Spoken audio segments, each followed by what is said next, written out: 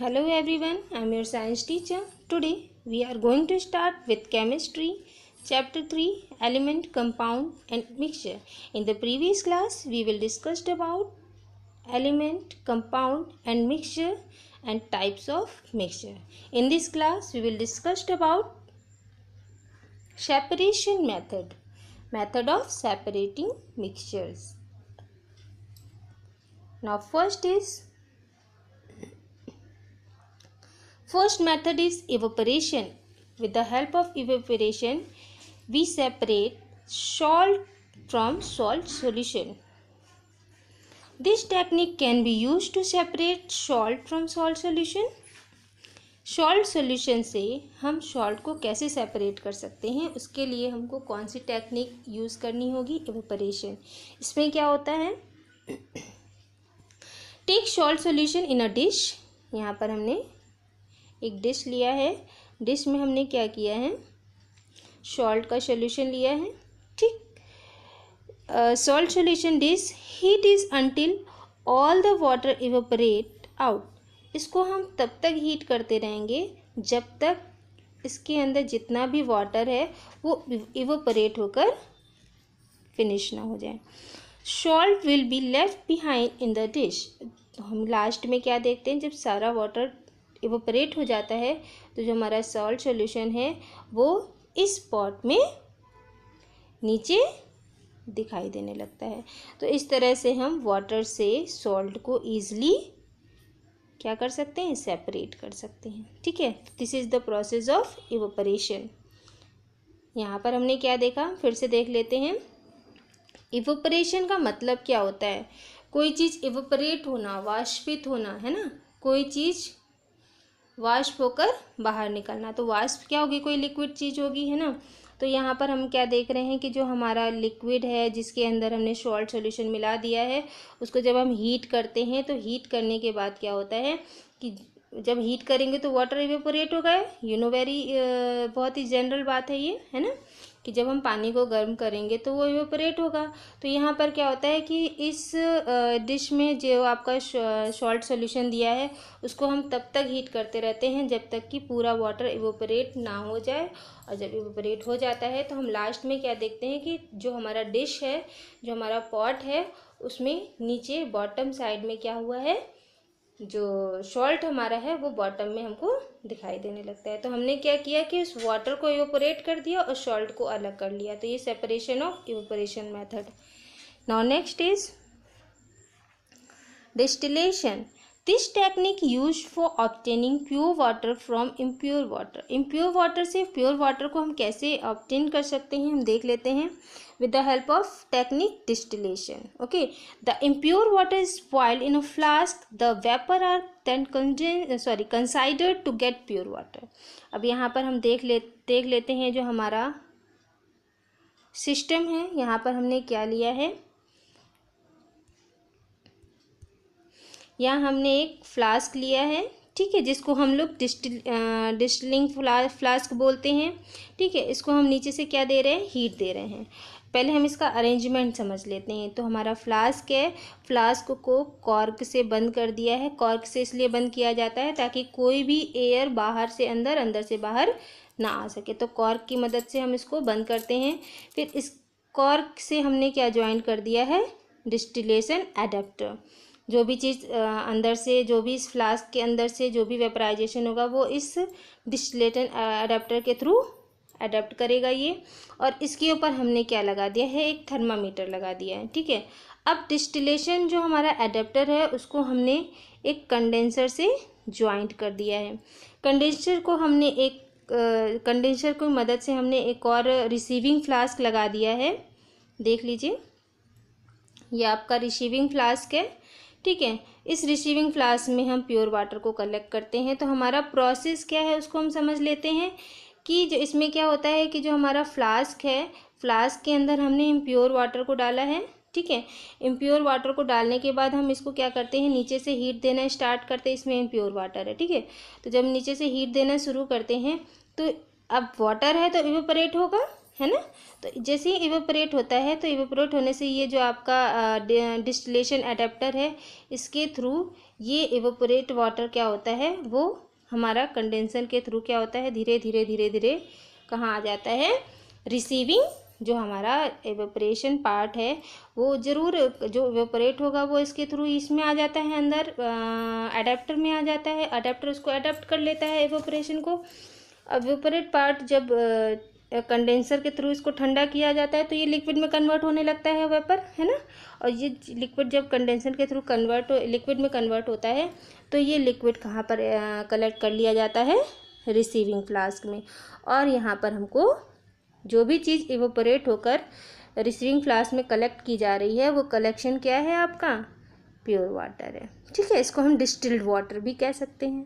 ठीक, तो ये प्रोसेस था आपका डिस्टिलेशन प्रोसेस था, जिसके थ्रू हम इम्प्योर वाटर से प्योर वाटर को कलेक्ट कर सकते हैं। Now next is separating funnel. अब ये क्या होता है separating funnel? This technique is suitable for the separate of to immiscible liquid. दो ऐसे लिक्विड को हम सेपरेट करते हैं इसके थ्रू जो आपस में मिक्स ही ना हो। सबसे अच्छा एग्जांपल है ऑयल एंड वाटर।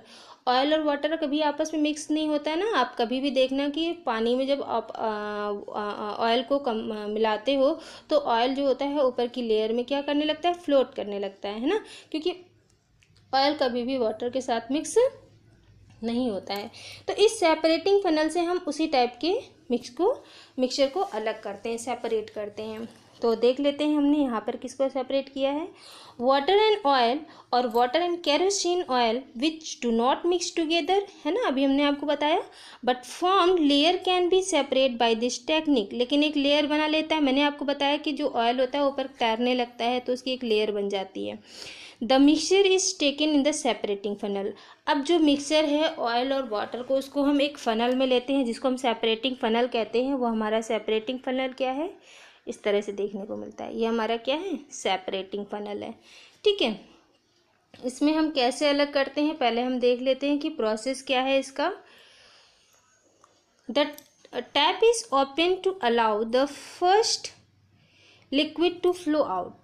इसमें एक टैप लगा होता है, देख लीजिए, ये आपका टैप है ना, ये आपका टैप लगा हुआ है। टैप से हम जब एक लिक्विड दूसरे पार्ट में चला जाता है तो ये आपका टैप लगा हुआ है। तो इस टैप की मदद से हम लिक्विड की फ्लोटिंग को ईजिली रोक भी सकते हैं और फ्लोट भी करा सकते हैं।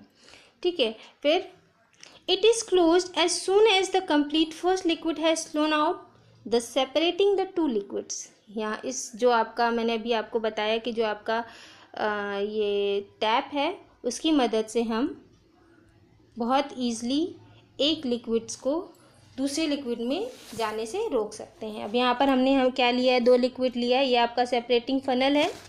ठीक है, इस फनल में हमने दो लिक्विड लिए हैं। पहला आपका केरोसिन ऑयल है, दूसरा आपका वाटर है।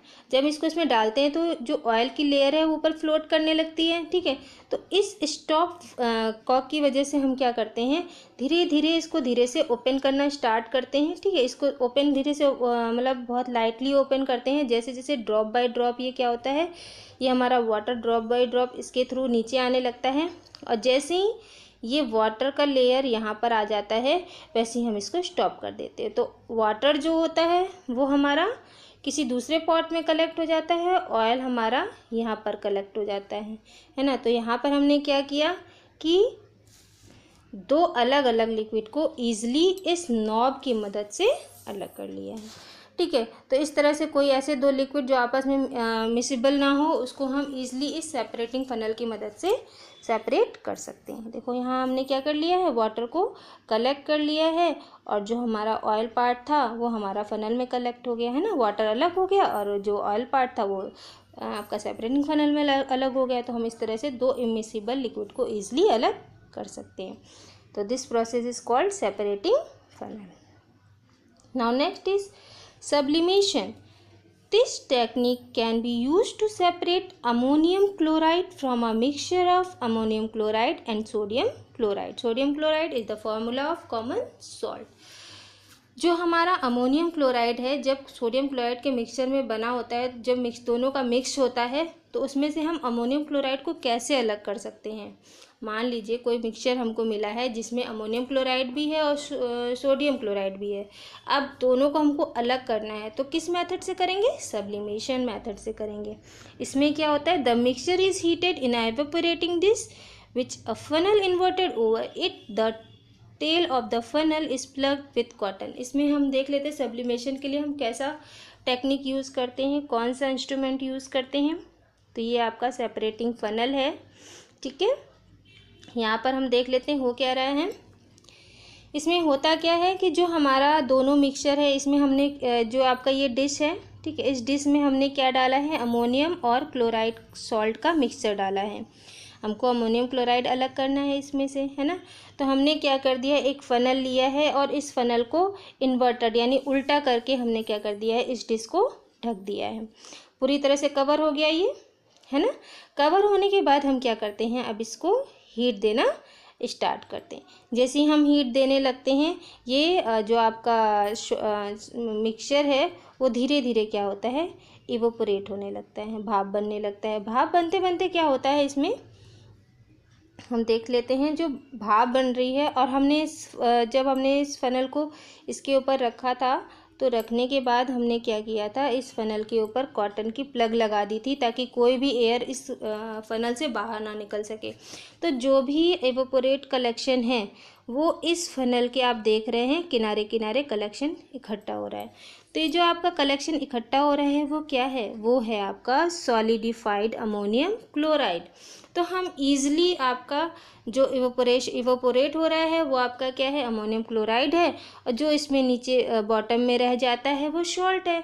तो हम ईज़िली इसके साइड से अमोनियम क्लोराइड को कलेक्ट कर लेते हैं। तो हमने क्या देखा कि जो अमोनियम और सोडियम क्लोराइड का सॉल्ट है, आपस का मिक्सचर है, उसको हम इवोपोरेट करके क्या कर ले रहे हैं, ईज़िली अलग कर सकते हैं अमोनियम क्लोराइड, ठीक है।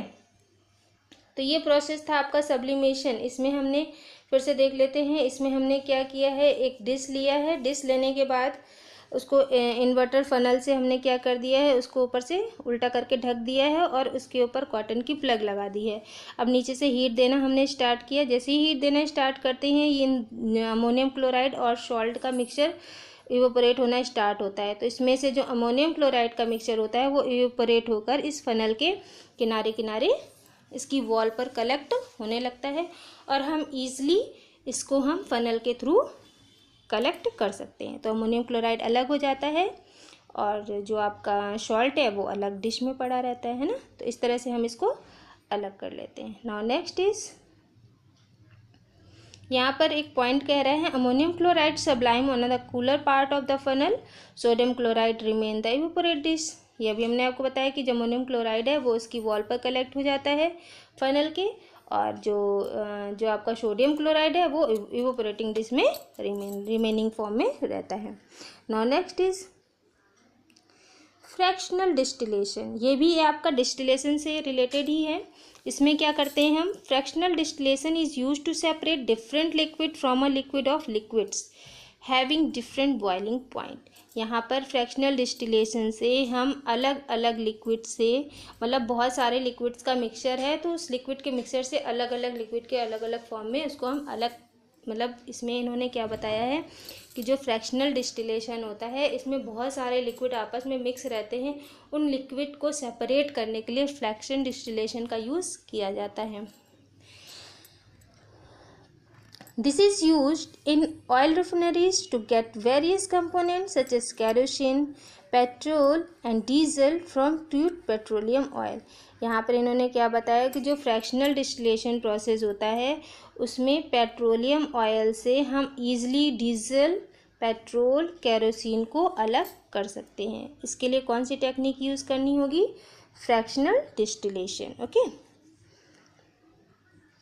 इसमें भी वही चीज़ है। अच्छा, इसमें ऐसा क्या होता है कि हम देख सकते हैं कि जो हमारा मान लीजिए आपका क्रूड ऑयल है, पेट्रोलियम ऑयल है, इससे हमको केरोसिन अलग करना है, पेट्रोल अलग करना है, डीजल अलग करना है, तो कैसे होगा? प्रोसेस तो वही है जो आपने अभी ऊपर डिस्टिलेशन में पढ़ा, किसको भी हीट दिया, इवोपोरेट हुआ। तो ऐसा होता है कि जो मान लीजिए इसके अंदर आपका मिक्सचर है, पेट्रोलियम, ये क्रूड ऑयल है, इसमें केरोसिन भी है, पेट्रोल भी है, डीजल भी है। अब हम कैसे अलग करेंगे? तो हमको ये पता होना चाहिए कि पेट्रोल, केरोसिन, डीजल सबका बॉइलिंग पॉइंट कितना कितना होता है। अगर हमको पता है तो हम जब इसको हीट करते हैं तो उसको उस पॉइंट तक हीट करते हैं। मान लीजिए केरोसिन ऑयल हमको निकालना है, ठीक है, तो हमको पता होना चाहिए केरोसिन का बॉइलिंग पॉइंट कितना होता है।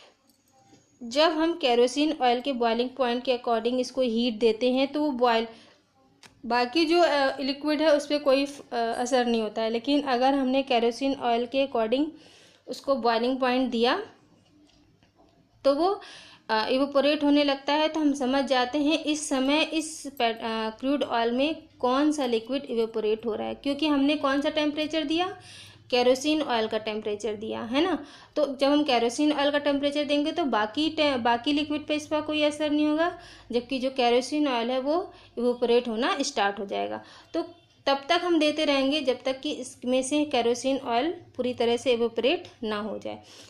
जो टेम्परेचर होता है, टेम्परेचर के थ्रू हम ईजिली पहचान सकते हैं कि कौन सा लिक्विड कितने टेम्परेचर पर हमको अलग। तो मान लीजिए हमने फर्स्ट इसमें आपका केरोसिन ऑयल मान लीजिए हम इसमें केरोसिन ऑयल निकालना चाहते हैं। तो हमने क्या किया, इसको इसमें से जो आपका पेट्रोलियम ऑयल है इसमें से केरोसिन निकालने के लिए हमने जो हीट दिया वो आपका केरोसिन के अकॉर्डिंग बॉइलिंग पॉइंट दिया। तो केरोसिन क्या होता है? इवोपोरेट होने लगता है, और इसी के थ्रू क्या होता है, यहाँ पर इसको हम यहाँ पर ये वो इवोपोरेशन जो पार्ट होता है वो कंडेंस होकर ठंडा हो जाता है, वो लिक्विड बन जाता है, और लिक्विड बनने के बाद वो यहाँ पर कलेक्ट कर लिया जाता है। तो यहाँ से हम केरोसिन को अलग कर लेते हैं।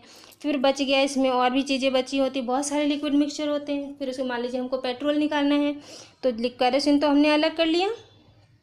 केरोसिन अलग करने के बाद अब हमको पेट्रोल निकालना है इसमें। तो पेट्रोल को निकालने के लिए हम पेट्रोल का टेम्परेचर देंगे। जैसे ही टेम्परेचर देते हैं पेट्रोल अपने आप उस टेम्परेचर पर क्या होने लगता है? बॉयल होने लगता है, इवेपोरेट होने लगता है। तो इसी तरह जैसे हमने केरोसिन निकाला उसी तरह हम पेट्रोल को कलेक्ट कर लेते हैं। इस तरह हम धीरे धीरे क्या करते हैं, इस एक लिक्विड से सबके डिफरेंट बॉइलिंग पॉइंट से अलग अलग लिक्विड को हम ईजिली सेपरेट कर सकते हैं। तो ये आपका था फ्रैक्शनल डिस्टिलेशन। ज़्यादातर इसका यूज़ किया जाता है किसके लिए? लिक्विड से लिक्विड को सेपरेट करने के लिए। Okay, thank you.